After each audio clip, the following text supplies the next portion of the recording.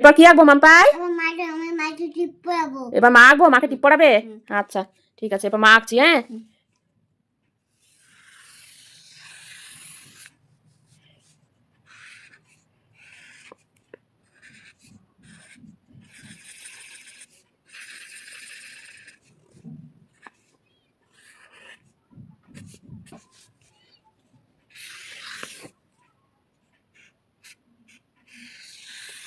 এই যে মা আঁকেছি।